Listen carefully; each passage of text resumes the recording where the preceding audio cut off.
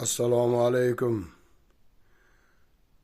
Hurmatli Prezident janoblari Shavkat Miromonovich Mirziyoyev, sizga Toshkent shahar Yunusobod tuman jangchi faxriylar va nogironlar birlashmasini raisi, jamoatchi raisi sifatida murojaat qilmoqdaman.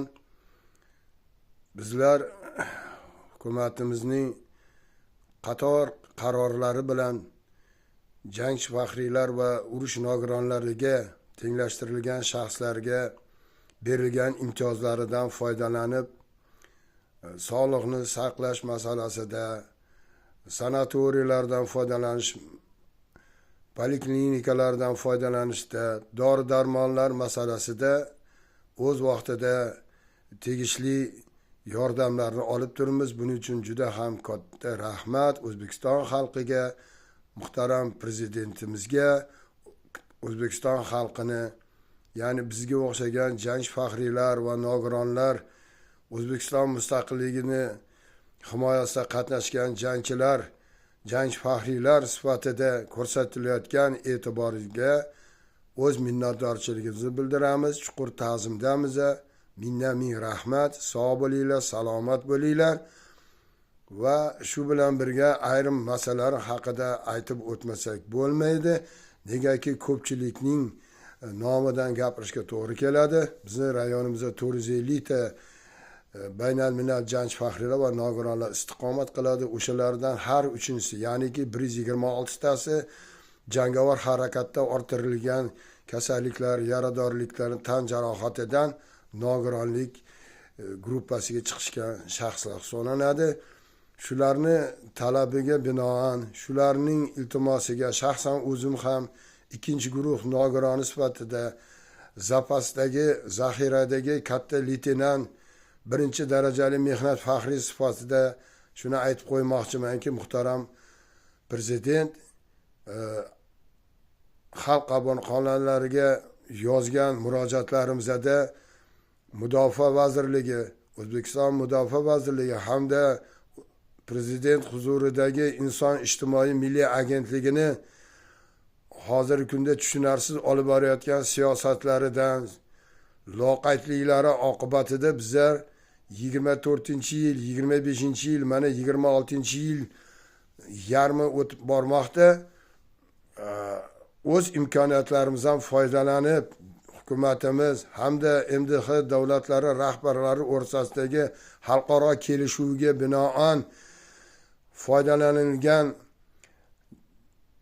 temir yo'l, avia hamda xalqaro shaharlararo transportlardan foydalanish huquqini beruvchi talonlarni ola olmay, shuncha vaqtdan beri aziyat chekib kelmoqdamiz.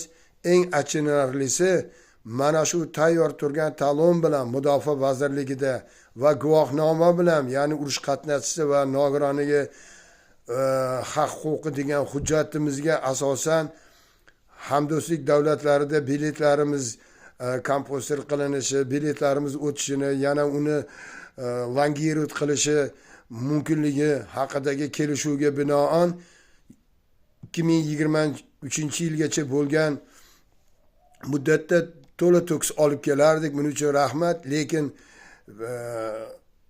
prezident administratsiyasi huzuridagi Inson ijtimoiy milliy agentligi O'zbekiston sotsial ta'minot bo'limini yo'qotilib, o'rniga o'zi bo'lgandan keyin, reforma qilingandan keyin bizlar endi bu huquqlardan mahrum bo'lib qoldik, hayron bo'lib qoldik. Bizlar bularga qilayotgan ish to'g'risida sizga ma'lumot berib, xatlar yozmoqdamiz. Yuzlab, minglab xatlar yozdik, lekin hamma xatlarimizni yillar davomida rayon bo'limlariga yuborilib, eng quyi tashkilotga borib, bu tashkilotlar bu masalani hal qilmasligini bilib turib ham shularga yuborishmoqda. Muhtaram prezident, xalqimizni bizga ko'rsatayotgan g'amxo'rligi, davlatimiz, hukumatimiz olib borgan siyosatdan ming minnatdormiz. Sizga buning uchun olib borayotgan siyosatingiz uchun ming rahmat etamiz.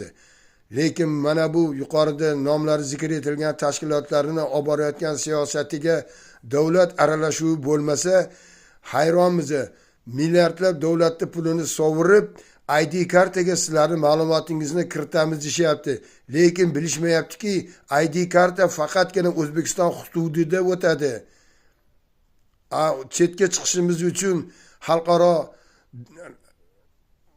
kelishuvga asosan, ya'niki SNG davlatlari, MDH davlatlarining rahbarlari, birinchi rahbarlari, prezidentlari ishtirokida qo'l qo'yilgan xalqaro hujjatga binoan bizlar talon va qo'limizdagi urush qatnashchi yoki urush nogironi degan hujjat bilan chiqmas ekanmiz, bizlar O'zbekiston hududidan chiqa olmaymiz. Shuni tushuntiramiz deb gapiryapmiz, xatlar yozmoqdamiz.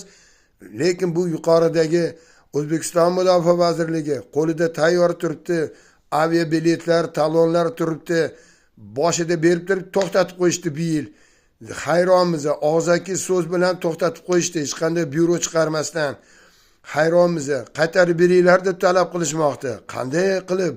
Axir bizning huquqimizni hukumat qarorlari bilan tasdiqlab qo'yilgan bo'lsa-da, talon berish o'rniga qaytarib beringlar deyapti. Uni O'zbekiston ijtimoiy milliy agentligidan olyapsiz deyaptilar. Ijtimoiy milliy agentligi esa O'zbekiston Mudofaa vazirligidan olasizlar deb bir-birlariga sansolarlik qilib, ular oqibatda 24-yil dekabrdan boshlab mana shu kungacha bizlar bu talonlarni ola olmayapmiz. O'z vaqtida sanatoriyalarga yoki bo'lmasa dam olish uylariga bora olmayapmiz. O'z huquqimizdan foydalana olmayapmiz. Iltimos, bunga hukumat darajasida aralashmasangiz, eng achinarlisi davlatimizni shu xususda ajratilgan milliardlab pullari sovurilib ketadi deb xavotirdamiz. Iltimos sizdan bu masalada bizga yordam berishingizni so'rab qolamiz. O'zbekiston xalqiga, O'zbekiston prezidentiga qilgan qasamiyatimizda biza doimo sodiqmiz. Biz keksa avlod yoshlarni vatanni sevish ruhida, vatani uchun oxirgi tomchi qoni qolguncha xizmatda bo'lish mavzusida yoshlar bilan doimo uchrashuvlar olib boramiz. 3 avlod uchrashuvlarda qatnashamiz.